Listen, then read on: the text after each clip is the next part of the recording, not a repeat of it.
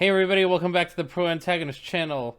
I don't know if you can believe it. I took this poll a while ago back on my Patreon, and we ended up with a tie, and then I put a poll on Twitter, and then a few people voted, and then this one, it's between this and Call of the Night. Yakuza's Guide to Babysitting is what we're doing today. Well, both of these won out of all the options back for summer 2022 anime tier lists. And I ended up putting out that Twitter poll to tie break it, and it won.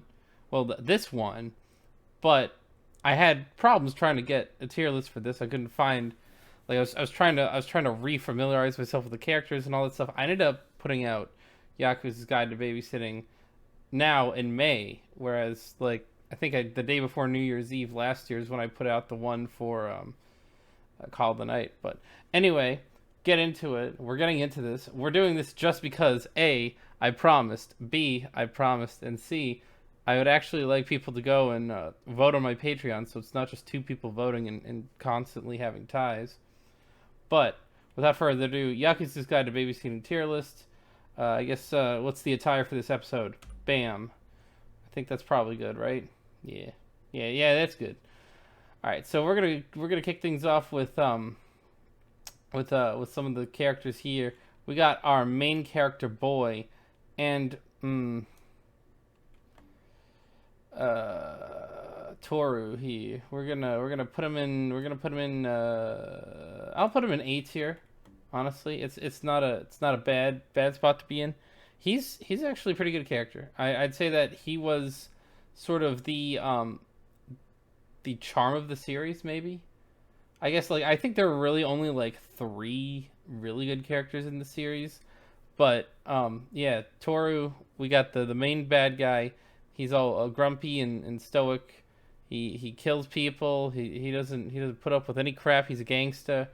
But then he ends up getting tasks with watching the mob boss's young daughter, and he's babysitting, and the Yakuza's Guide to Babysitting. That's what the whole series is about. And really, it's funny because he doesn't actually change his sort of abilities or view on life and everything.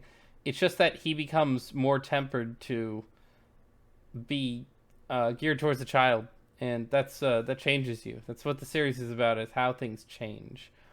I think that this is part of why the series is, in a way, it's both wholesome and very lighthearted, and also kind of depressing in a way. All the change stuff, but this guy changes a lot, and his changes effectively impact the rest of the cast on here, just about.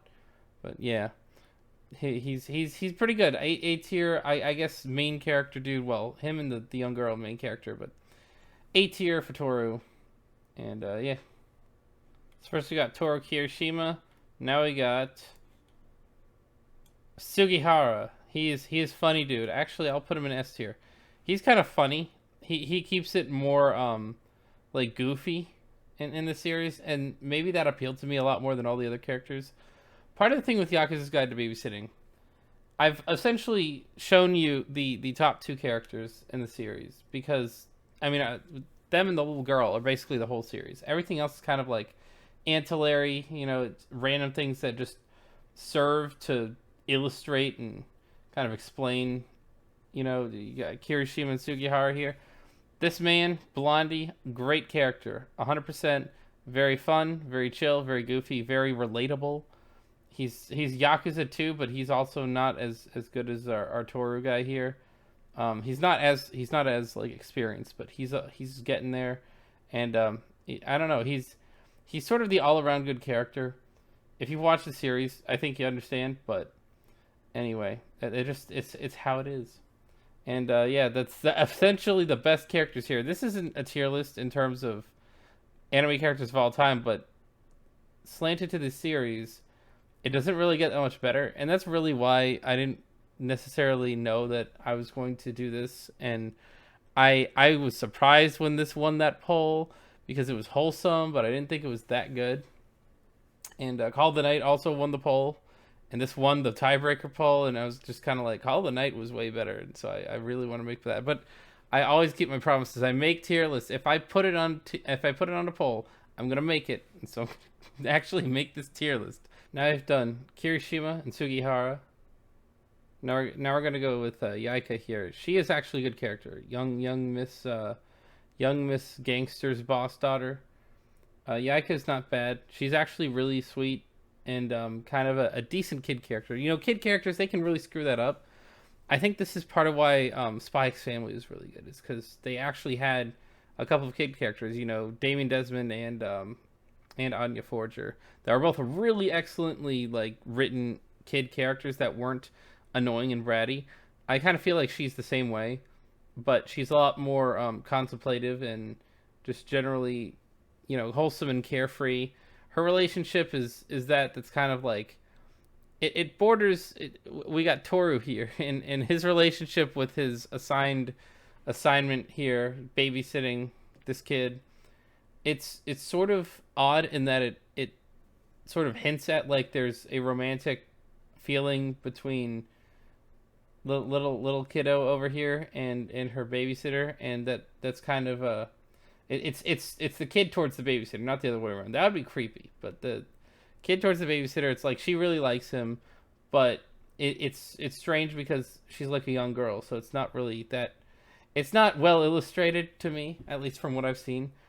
It feels like it might be like, oh, I really love you because you're like my best friend, or it's, oh man, I really like you, I think you're amazing, I want to marry you when I grow up. That's kind of it's just odd. I mean, I don't. Part of the thing with this series is that it's actually really nice and sweet. It's just that, you know, a lot of the characters in the series are kind of forgettable, and that really is, you know, I mean, and aside from their roles within the family, um, everyone else on this tier list is forgettable.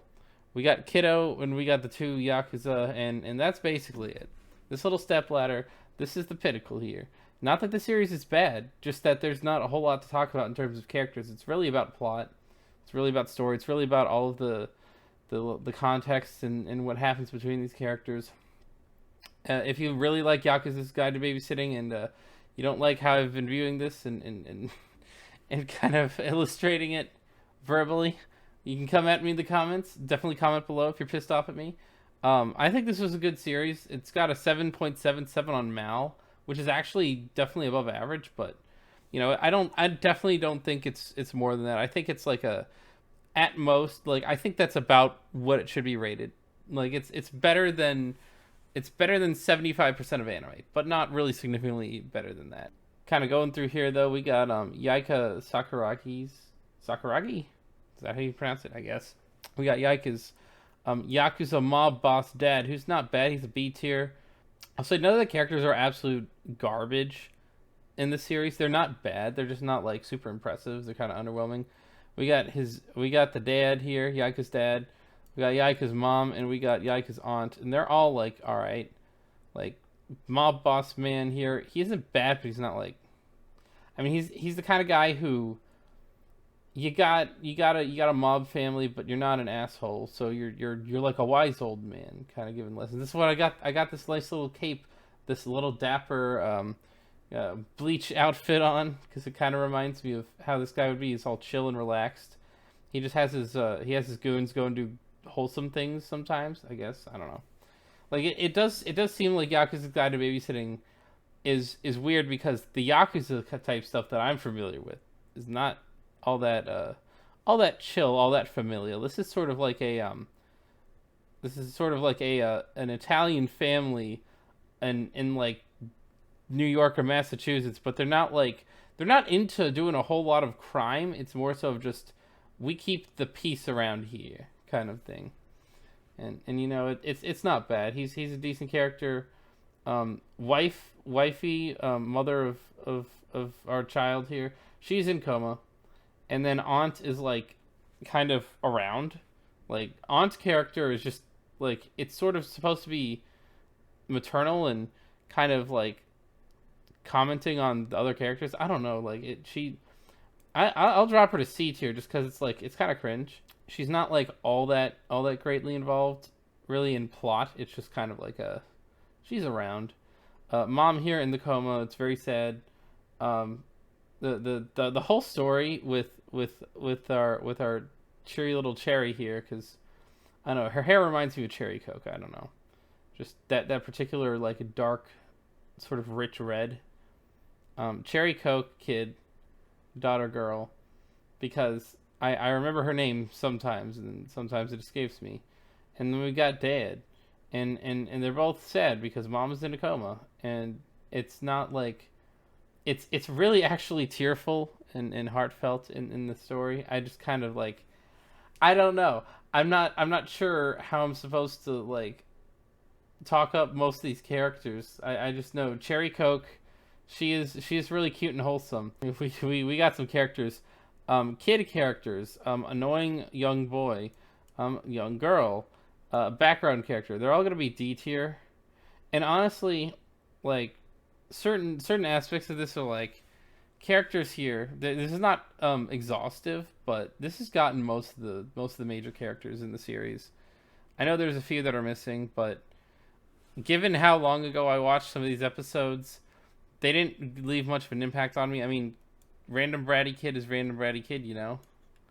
Like it wasn't a huge thing. This is part of the problem with tier lists sometimes is that we got random side character who they didn't leave an impact on me.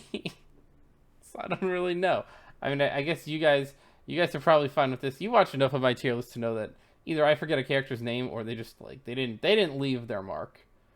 That's how the show goes sometimes. That's how a lot of these shows go sometimes. Seasonal anime, it's hit and miss. This is like an in the middle. It's not quite hit in like a big way, but it's not definitely not a miss whatsoever. Now we got our man Ray Hojo. Boink. He's a B tier. Actually, I'll put him up front. He's kind of interesting in the way like he's a recurring character. He's middle school friend of our guy Toru over here, and he doesn't like he's not like all that crazy, but he's just sort of like goofy and like also somewhat just kind of, yeah, I don't know what's the word, flamboyant. Yeah, that's what we're gonna go with. They don't really overtly say anything about his sexuality, but I guess the idea is that he's supposed to be either gay or bi, and like remotely flirtatious, and they don't like the fact that Toru is sort of cold towards him, but he doesn't like kick the crap out of him. I mean, that's not very much to say. That's a very low baseline, but like people read too much into stuff. I feel like it's just a good addition. I feel like his character was at least memorable in the sense that it's not really forgettable like this guy. I mean, I could look this guy's name up. Don't care because he's really boring. He's the father of this young boy. He used to know Toru. He was a member of the gang, the Yakuza, and yeah, I don't really care because he's not really he's not really important. At least when I see him, when I remember, it's just like, oh hey, you have a kid now, cool. Oh hey, you're babysitting a girl now.